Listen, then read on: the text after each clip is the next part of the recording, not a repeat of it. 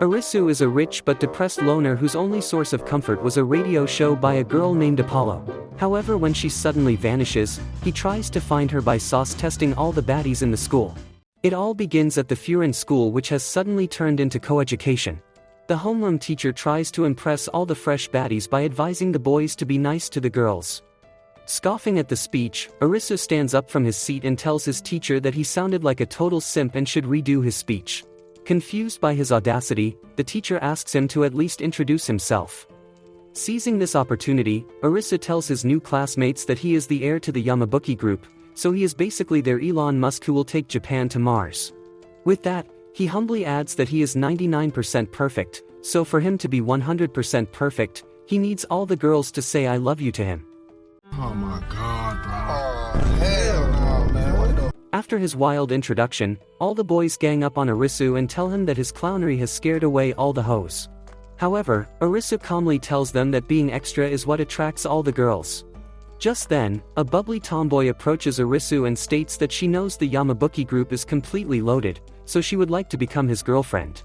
Hearing this, Arisu stands up and tells the girl to say something in his ear, but when she does so, he flatly rejects her by telling her that it's time for him to take a massive dump. While Arisu excuses himself, the boys who have been dealing with his shenanigans reveal to the girls that Arisu is doing this because he has been searching for a girl since his second year. However, since he hasn't seen her face, he tries to find her through her voice. Meanwhile, Arisu goes from class to class, in hopes of finding his dream girl. After failing yet again, he recalls his depressive past, where his only reason to stay alive was a radio show which was hosted by a girl called Apollo. Every night, he would hear Apollo's voice and start picturing a love story more perfect than Naruto and Sasuke's. All of a sudden, a girl sneaks up on him and whispers I love you in his ear, which causes all his blood to rush south.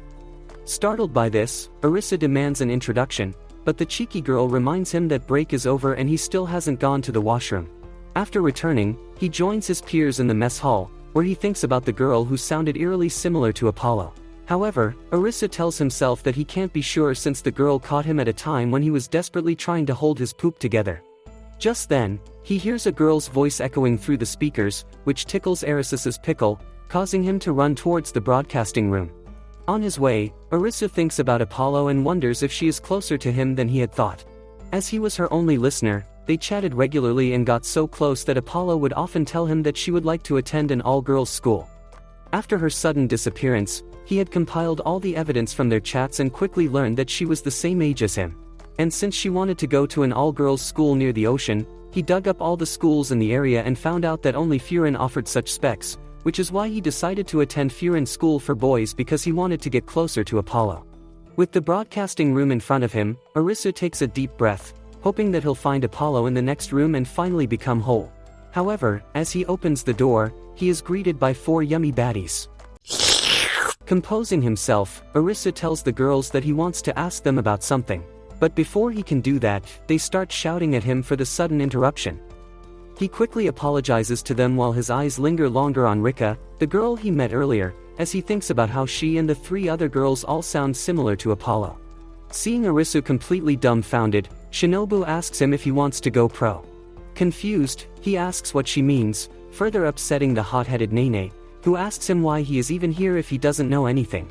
Finally, Iko reveals they are huddled in the broadcasting club because they want to pursue a career through their voices. Just when Arisu wonders if the girls are trying to start something naughty called Only Voices, Shinobu reveals that she wants to be an anchor, Iko announces that she will become a VTuber, Nene states her dream is to become a voice actor, and lastly, Rika claims that her goal is to become a singer. While Arisu realizes he is surrounded by an ambitious crowd of girls, Shinobu jokingly tells the girls that she heard Arisu give a weird speech about wanting a lover. Before he can explain himself, Nene kicks him and tells Arisu that he looks like a creep who flashes his pickle to random girls. Upset by the allegations, Arisu clarifies that he's not Diddy, as all he wants to do is find someone. Hearing this, Iko shows a screen of her character and asks Arisu if he is here to meet her. When he tells her no, Rika steps forward, asking if he wants to date her since he seemed completely smitten by her in the hallway. Now getting annoyed, Arisu tells them that he has no ulterior motives and just wants to find Apollo. Confused, the girls ask him what an Apollo is, which shocks Arisu, who is sure that Apollo is one of the 4 girls.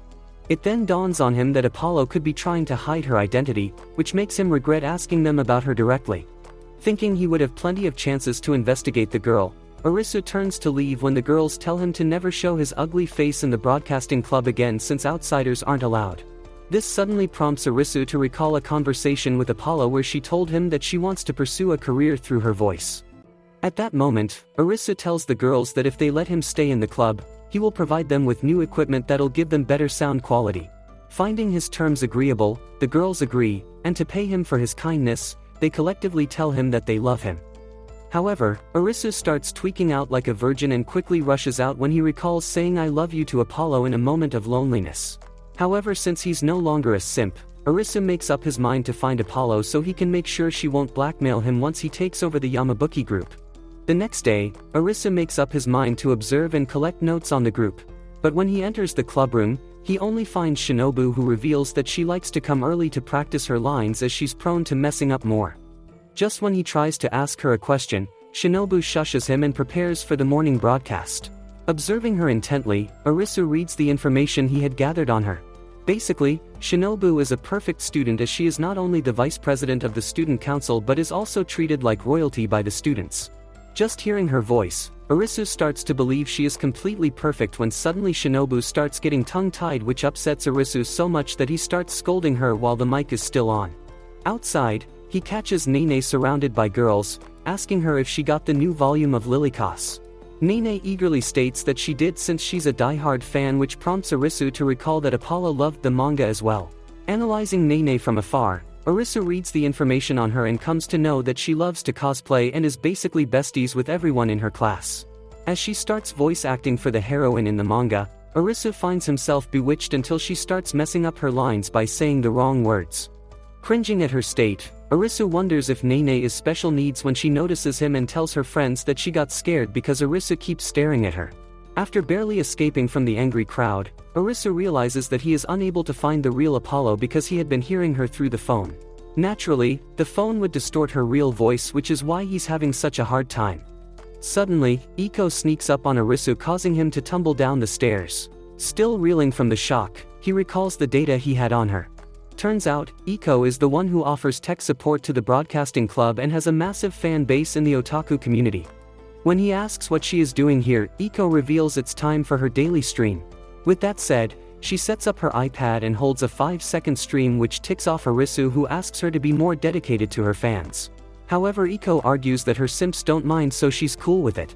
Without engaging further, Arisu leaves, realizing that everyone in the club is unserious, unlike Apollo, who was determined to pursue a career through her voice, and because of this determination, he had promised to learn voice support so he could help her in the future. Later that day, Shinobu goes live and performs badly as usual when suddenly Arisu hijacks the mic and announces that he's fed up by the mediocrity of the broadcasting club, therefore he's going to push everyone to do better. Before he can continue, Arisu is pushed out of the club by the girls.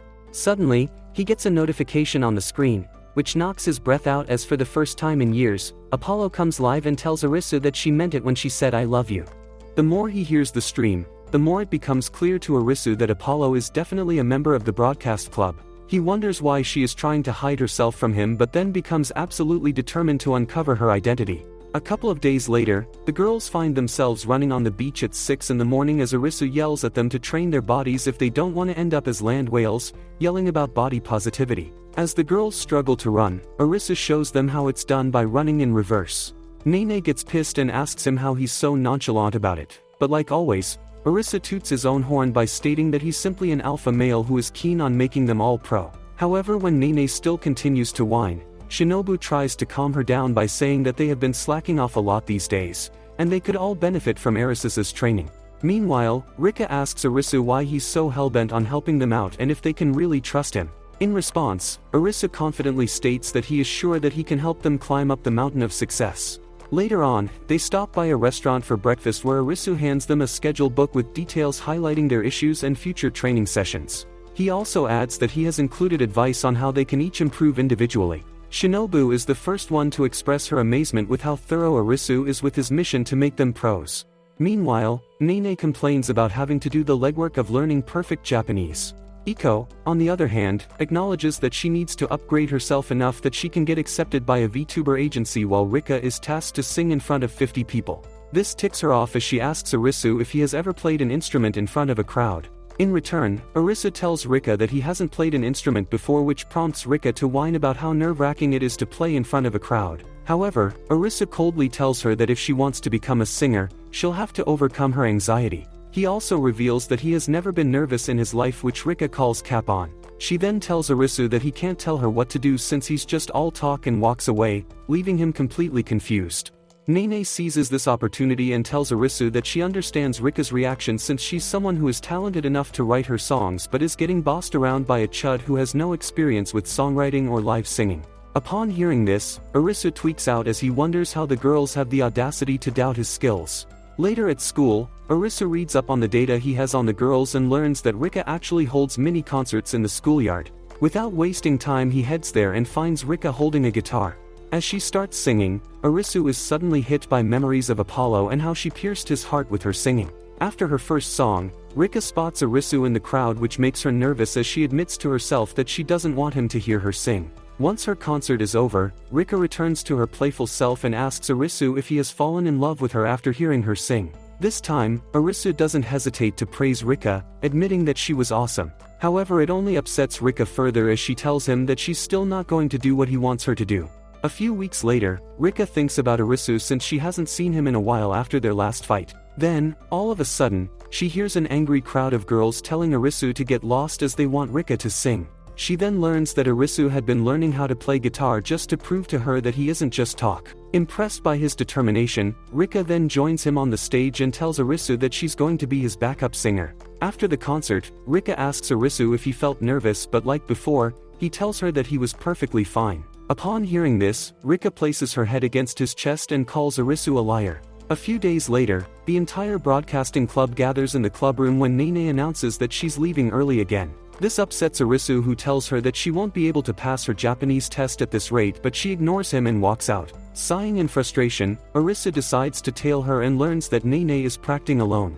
However, he gets annoyed by her lack of passion and bluntly tells Nene that she sucks. When his eyes trail down at the manga in her hand, Nene reveals that this is the hottest chick flick at the moment, a romance which features a princess and a knight. Upon hearing this, Arisu asks Nene if she's going to audition for the role of the princess, but she tells him to piss off since it's none of his business.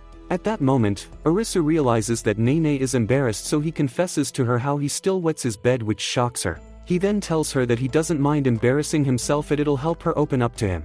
Luckily, his tactics work as Nene admits that she wants to audition for the role but can't because she has no experience in romance. In response, he bends down and tells her that from now on they're lovers, she is the princess and he's the knight. Of course, Nene turns him down, stating that she'd rather eat pineapple pizza than date him. Arisu decides to become the bigger person and asks Nene about her audition date. When she reveals that it's in 3 weeks, Arisu gaslights her by asking if she can't put up with their fake relationship for a few weeks to achieve success. In the end, Nene caves, and the next day they make their romance known to the whole school, which shocks everyone. The broadcasting club is also shocked but ignore their failed display of affection, since they look like a couple from a horror movie. On day 20 of their fake relationship, Nene becomes nervous as she knows they must practice the kissing scene between the knight and the princess. For a second, she wonders if Arisu did all this to get a kiss, but when she sees him all focused, she admits that Arisu had no ulterior motives and just wanted to help her. So she puts on a lip gloss and waits for Arisu to ask her for the kiss, but he plainly tells her that they just need to rest until the audition. While Nene throws a fit at his lack of enthusiasm for the kissing scene, Arisu tells her that she should save her first kiss for someone she truly loves. Upon hearing this, she admits that she had fun with him and leaves. The next day, Nene bluntly tells Arisu that she got rejected since the author of the manga picked her favorite voice actor. This bums out Arisu, who throws the manga on his face. Seeing him in this state, Nene recalls how the princess kissed the knight's helmet, so she decides to do the same by kissing him through the manga. As she turns to leave, Arisu grabs her hand and tells Nene that he could tell she just kissed him. He further pushes her by asking if she's in love with him, which earns him a good beating. With that, Nene yells at Arisu that she hates him and turns to leave. Seeing her leave, the girls enter the room and console Arisu by saying that Nene was lying when she said she hates him, as her ears always turn red when she's lying. A couple of days later, Arisu enters the broadcasting room and witnesses a melon buffet right in front of him. However, instead of being happy like any decent gooner, he screams at the girls.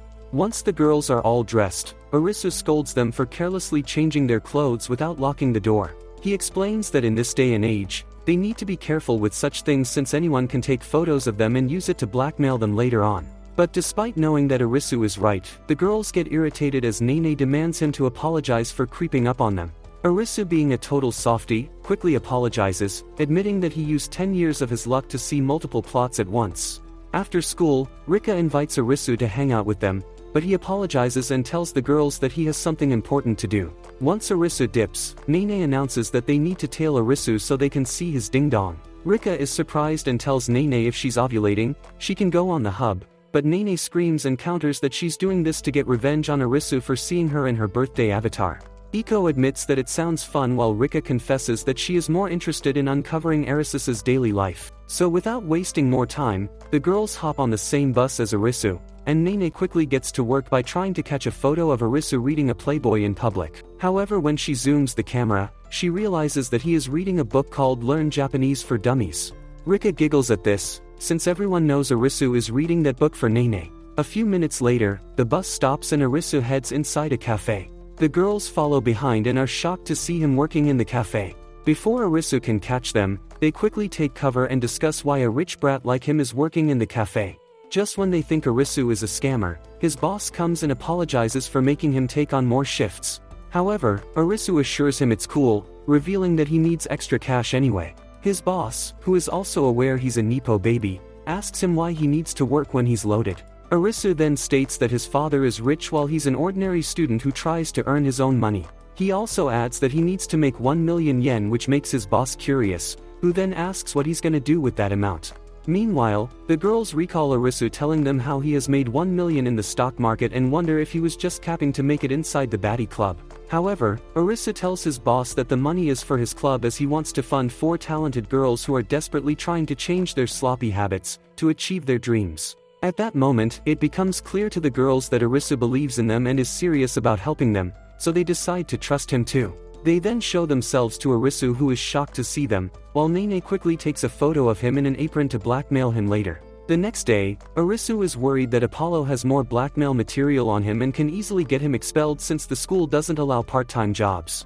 Just then, Iko walks in and locks the door. Seeing this, Arisu warns her that he's not going to submit to her if she's here to blackmail him. However, Iko starts unzipping her jacket and tells him that since she got to see his embarrassing side, it's only fair that he knows her embarrassing secret. At first, Arisu thinks Iko is trying to show her embarrassingly small cherries, but she reveals her tablet and tells him that she's getting negative comments on her stream. Her loyal fans now think her content is sloppy and boring, despite her doing multiple activities on the stream.